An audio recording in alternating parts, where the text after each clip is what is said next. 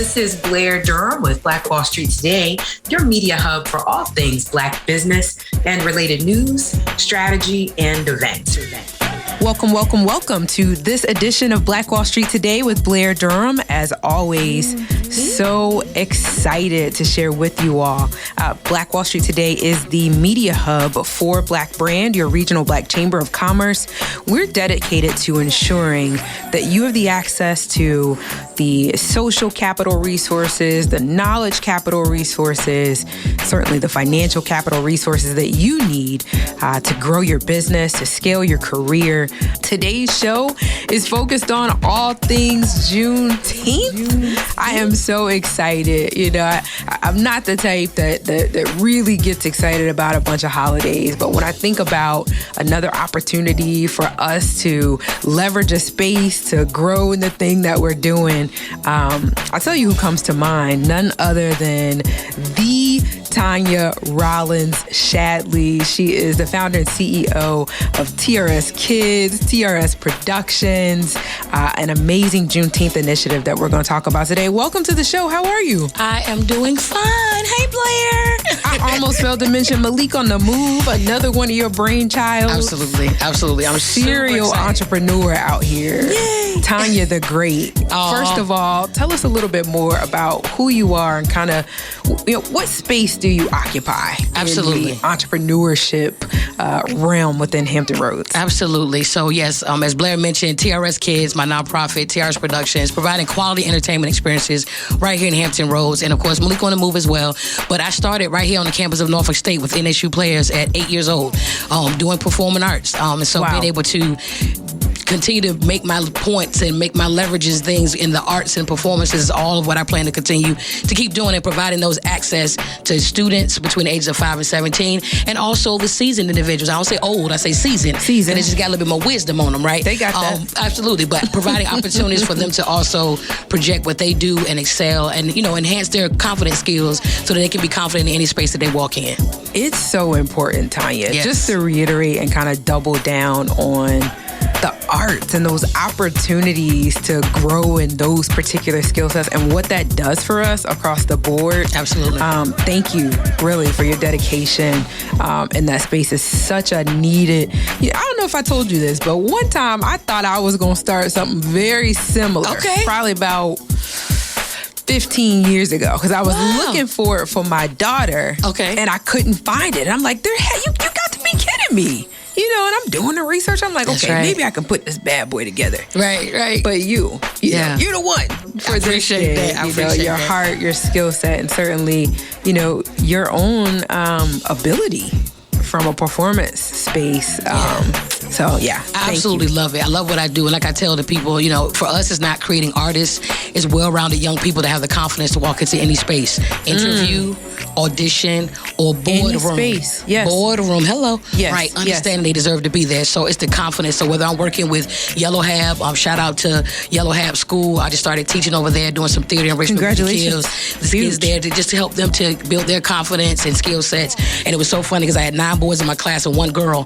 And so our last class, I said, all right, we're going to do makeup. They were like, Miss Tanya. I'm like, wait, no, not that kind of makeup. I got like fake blood, and I'm teaching how to make scars. I saw that on social. They absolutely so cool. loved it. They were like, we do that next. I was like, yeah, we can start with that one. Yeah, but I think, again, exposing them to wonderful opportunities, arts opportunities, quality training, and so it gives them access. So the partnership that we have with the Government School for the Arts is a major partnership because, again, I told them, I said, I want to be a direct bridge to kids with Black and brown faces to be able to get into that space, right? One, they have to know that it even exists. So that's one of the main things that we do is it's educating that the Government School for the Arts is a quality training program, within high school. But I also told them I have to get them at a younger age so that I can prepare them foundationally. So you can't go there and audition in 8th grade to get in, but if you don't have any foundation, that raw talent is going to get looked over. So that's where we come in with TRS Kids to help bridge the gap between there. And then not only Government School, but NAACP AXO. Let's get these kids this free training at Governors, and let's get them at NAACP AXO to get these scholarships before we even fill out a FAFSA form.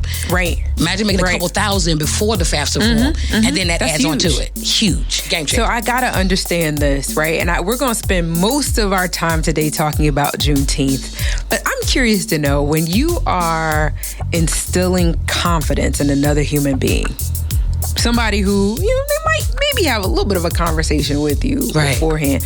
What does that look like? Like what light bulb really turns on for them that means that, no, actually. Right.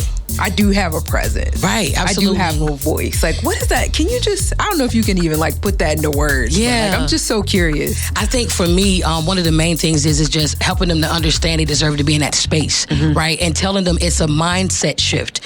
So when you tell yourself that you're prepared, because I tell them oftentimes, even in some of the spaces that I work myself into now, I'm going into the room and I'm talking big talk of what I can do. Sometimes it may not be something that I've even accomplished yet, but because I have a vision. Say that.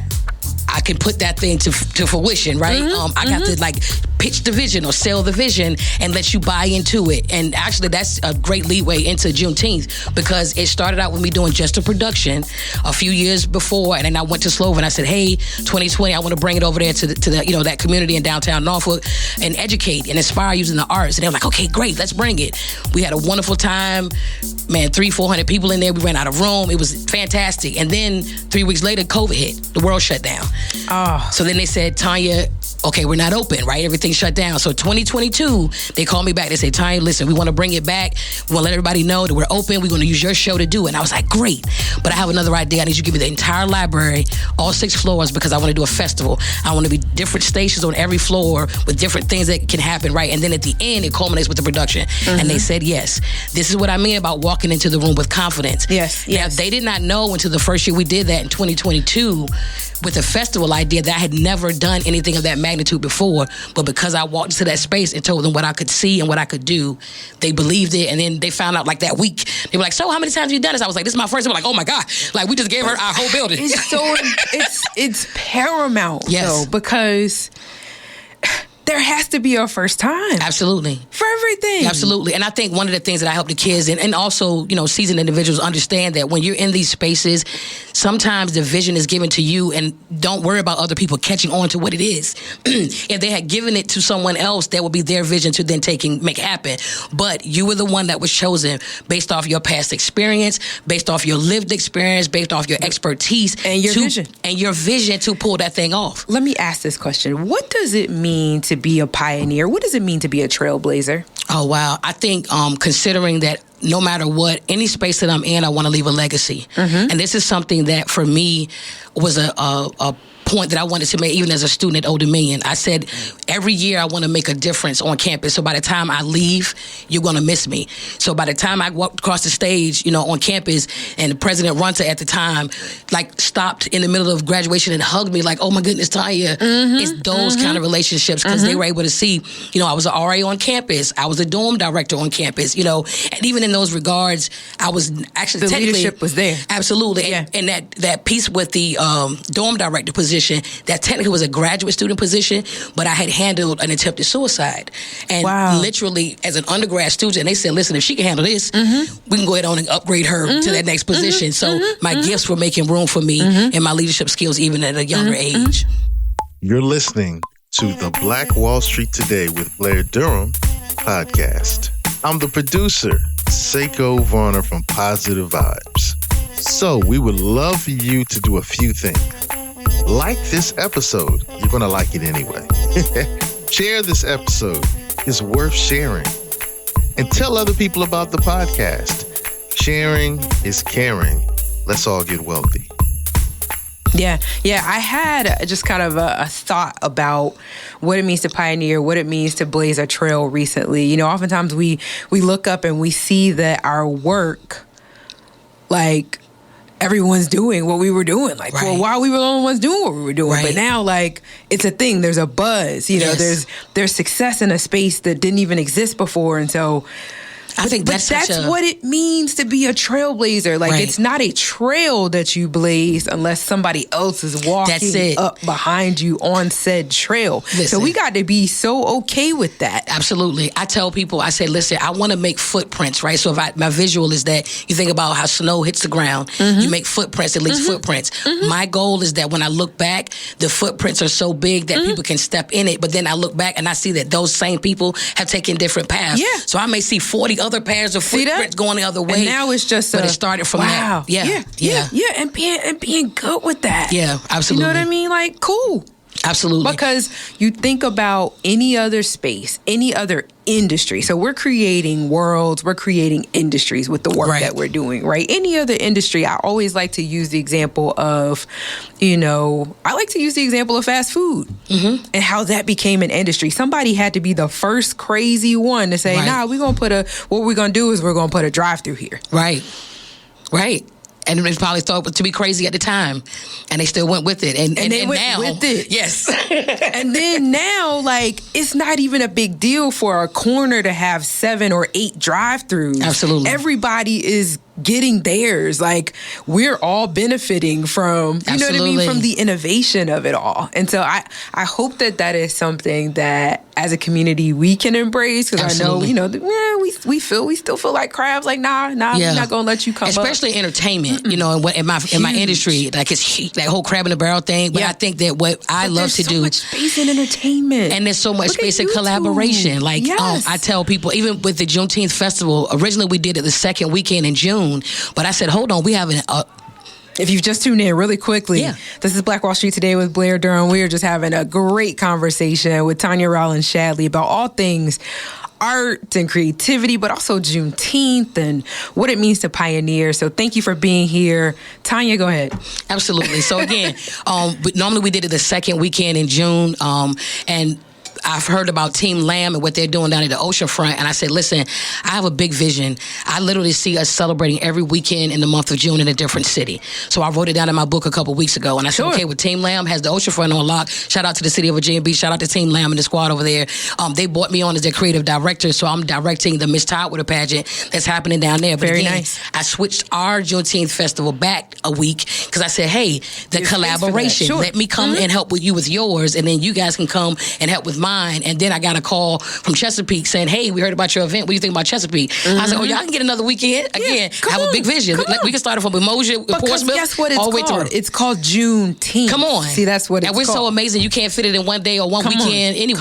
We need that whole month. We need it more than February. That's right. We need all of June. That's right. That's right. So it's literally happening. So that collaboration piece I'm really heavy on it. And again, I think when I lead by example, so if I'm physically moving my event to partner with this event, and then you see me doing this and then bringing them in, it's not talking. It's showing you what I believe in with collaboration. Yes. It's showing you how much an impact we can make when myself and Miss Ebony, who does the Miss Juneteenth pageant, and Israel with Team Lamb come together. Now we got 3 weekends straight of celebration of us. Yes. Not to mention Urban League and what they got going on in Portsmouth. Yes. Like, it's a Juneteenth takeover. Absolutely. And it's positivity and it's love and it's representation, which is so important. Oh, super important. Sometimes I'll let representation go, but then when I'm in the moment, I'm like, okay. I literally had a conversation. We're still in a space where there's nobody here that looks like us. Like, how did we forget about representation in Hampton Roads, an area that is as diverse as it is? Just representation today, not optional. Just today, that conversation happened. I said, because it wasn't until Obama was sworn in that we realized that we could really be president. They kept saying we could be president, but when we saw it, it became a reality. So, and shout out again to our first Black fire marshal and fire chief in the city of Norfolk, Mr. Langley and Mr. Carroll. It's crazy we're saying that in 2024, the first Black ones, but they're here. And I had a meeting with them. I said, listen, because that representation matters, I called them and I said I wanted to meet with them to personally thank them for their journey, because I can only imagine what it took for them, sacrifice, right? And all the time that it took to be able to get them to that point. But I said, guys, I'd love to have you all come out to the Juneteenth event, because I need the kids to see you. I need them to know that, Mr. Damon, you came from Roebuck's Park, and now look at you. So again, they can see the possibilities, and now they know it's a real reality. So they bringing the fire truck down there. We're going right on Plume Street at 3:00 outside of the festival, and they're going to be there in attendance as well as our VIP guests. And shout out to Mayor Alexander. He's going to be pulling up as well and coming to share some words, and Councilwoman Royster and Councilman Page. So we're super excited again about all the community partners, Gethsemane Community Fellowship and Miss Sharon Houston, Pastor Houston over there. Again, wonderful community partners that have all come together to help me pull this thing off. Let's talk more about it. If you've just tuned in, Black Wall Street Today with Blair Durham, talking with Tanya Rollins Shadley about the Juneteenth events taking place in the city of Norfolk. Give us the dates once more, and then talk to us a little bit more about the experience. What can people expect? Yes, so a wonderful community day event full of arts, entertainment, education, and inspiration. So we start at 11 o'clock right in the front of Slover Library, right off of Plume Street, 235 East Plume Street in downtown Norfolk. We got an opening welcome. Mayor Alexander's going to share a few words, as well as Councilwoman Royster, and Councilman Page. We have a couple performances from TRS Kids, as well as one of the NAACP AXO students is going to be performing. Then we kind of transition into our kickoff with Shark City Drumline. Shout out to them over there, Fred and Spider, that run that wonderful Saturday, program. June 22nd. 22nd. Yes. Saturday, June 22nd. I'm following. Go Absolutely. ahead. Saturday, June 22nd. Shark City Drumline. Any affiliation with Shark City Naturals? No. Okay. Yeah. Right. So Shark City Drumline, they're a drumline and dance corps. Okay. Working with young people and seasoned. They work with all ages. Very good. Working on drums. And we just had a partnership with them the past 2 weekends doing a gun violence awareness event.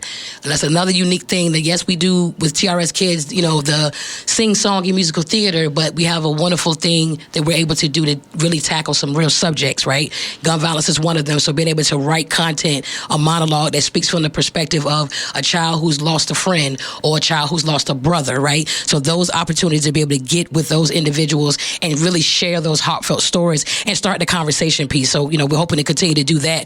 But Very again, good. we transition into Shark City. They're going to be kicking us off in the performances. We've got a nonprofit business panel discussion with different black nonprofit leaders. Shout out to, again, some other black brand members who we're going to be featuring Love that. on the panel.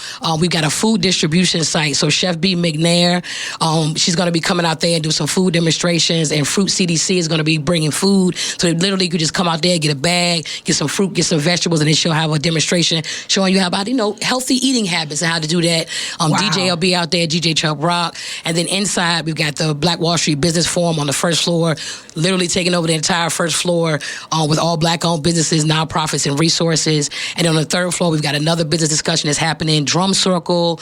There'll be face painting, photo booth. And then on the sixth floor is our art gallery showcase. I'm super excited about that because we have professional artists and student artist work that's going to be on display.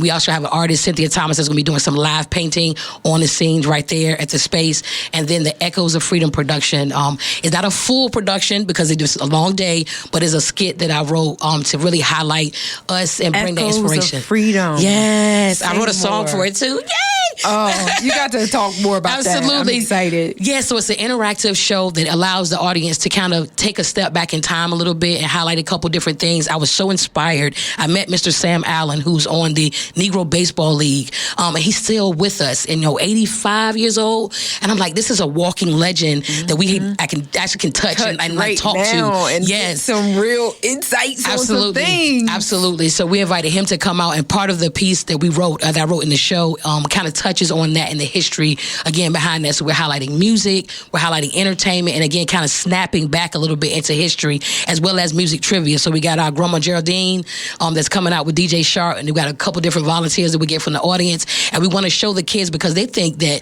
they know all the music and all the music came from like the young generation. So we plan on playing some snippets, and then they'll be like, okay, what is that? And they're like, oh, that's Lil Baby or Lil Uzi or something like that. And then we'll go back and play the original. Baby, that was James Brown, right? And then you can see where the sample came from. Wow. And kind of connect the pieces. So I'm super excited about all those kind of things. This kind of bridging the gap between young and seasoned. And to me, it's a wonderful event that when you see seasoned individuals sitting and sharing with young people and you hear them telling stories or the smiles and the laughter. And I got to shout out my husband, Melvin, because he oftentimes will like make me stop in the middle of everything and just kind of soak it in. Yeah, good. And then the tears start falling. I want you to connect with Visit Norfolk if you haven't already. Okay.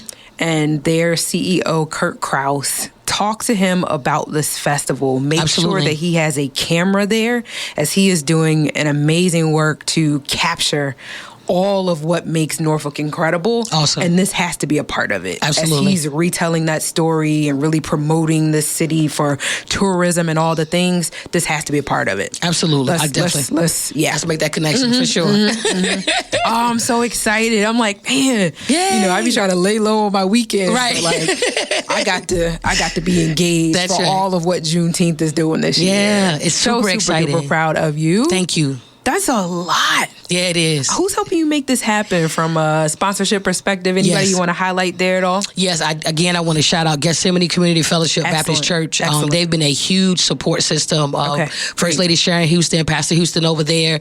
But also we have some of our other donors and sponsors like Seniors Aging Gracefully, Seniors and Kids First, Ministers Conference, the Norfolk Attorney General. Shout out to him, Mr. Rahman. He made a donation as well. So again, we've had other community partners and individuals that have kind of come in and say, hey, we want to help. What can I do? Let me help spread the word. Shout out to Next Steps to Success, Miss Monique over there. And she can't even attend it because they have an event going on with their program, but she was able to sow a seed to help. I remember she was there the last time I actually attended. I think she had a resource table set up on the first floor. Yeah, very good. And so I told her she's going to have information out there as well because, again, it's about providing the information to the community so that they have access to what's happening. That's like I tell the kids, if you have your work as art pieces right there beside a professional artist and then someone wants to maybe buy your work, listen, you can listen to what that professional artist also does and how they're able to navigate, all of those different things. So I'm super excited about all the wonderful things that are happening for Juneteenth and the collaborations that I feel like are starting to happen and will continue to happen going forward. Yeah, it's getting bigger and bigger. I heard you talking about the process to getting the street shut down. Yes. So you can really expand this thing in the way you see it in your mind. Absolutely. We're shutting down Plume Street, Bank Street. We got MacArthur Park and 3 floors inside the library. And I would have had the whole library, but this year we didn't have the partnership with Slover. Just transparently so, they kind of wanted to take the lead. And I was like, no. This is my baby. Yeah, this is my baby. It came from my head and my heart. And it's an experience that I've created for the community. So I wasn't willing to water it down in any other kind of way. Yeah. And when you learn, and shout out to Black Brand again, because you learn as a business owner going through the B4S Accelerator, and connecting with Black Brand, you start learning yourself as a business owner and how certain things navigate and go. So I was able to stand in confidence and say, okay, no, I can do this. Yeah.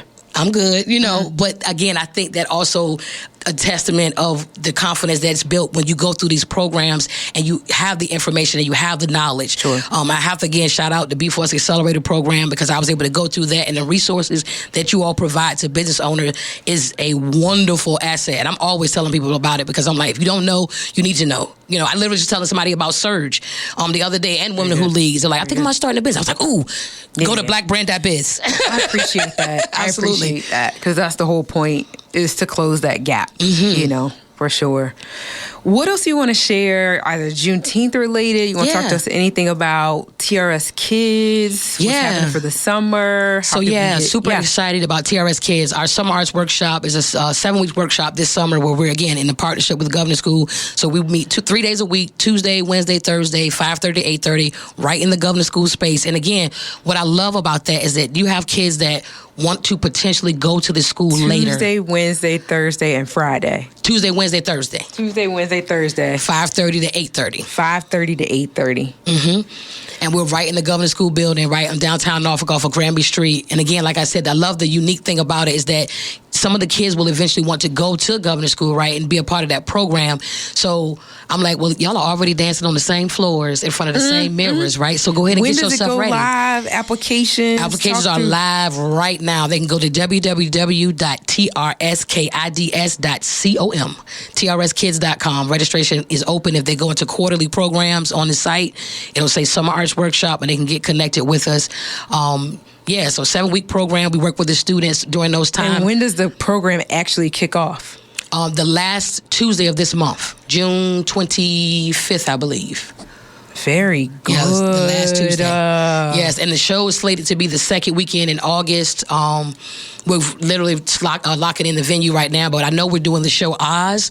I wanted to do The Wiz, because going back to Broadway, but because it is back in New York, they have pulled all the rights to it, so you cannot unless you go to New York. So I said, it's okay. I found a different version in Pioneer Drama called Oz, so the kids are still doing it. So same characters, but different little storyline. But again, so those are some of the things that I want to do. I want to take the kids to New York to see a Broadway show, because although we love what we do here, they have wonderful regional programs here, like Virginia Musical Theater does wonderful things here, but that experience of going to New York and seeing Broadway and staying in a hotel and going out to a fancy dinner. So all the sponsorships and donations that people want to give, we are so here for it. What else do you need for the program? Is there a space on the website where you're kind of saying, hey, look, I'm looking for volunteers that can do X, Y, and Z. You can submit your information here. Yes. There's volunteer information. There's sign-ups. There's a donation link. There's sponsorship links if they want you to do that. All, tax deductible, of course, as a nonprofit. 5 to 17-year-olds for this program? 5 to 17. Okay. I was going to do 4, but I only did that 1 year, and that was my daughter, and I said never again. Bless her heart. Just not quite.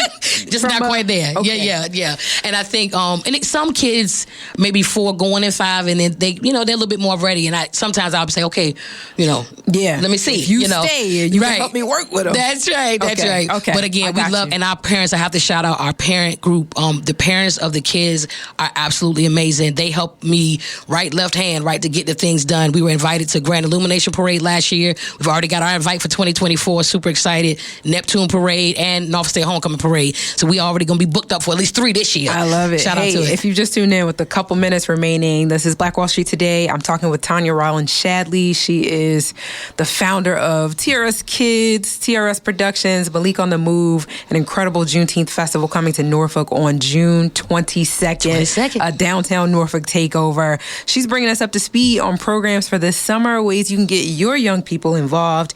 TRSkids.com. That's TRSKIDS.com. That summer arts workshop is coming online in the next couple weeks. Yes. I'm up here making notes because I really want to get my oldest involved, my oldest boy. Yeah, absolutely. So incredible. We would love to have them again, these different skill sets. And as we continue to grow the program out, it won't just be, the on-stage performance pieces. I have a big idea that I want the kids learning the behind the scenes.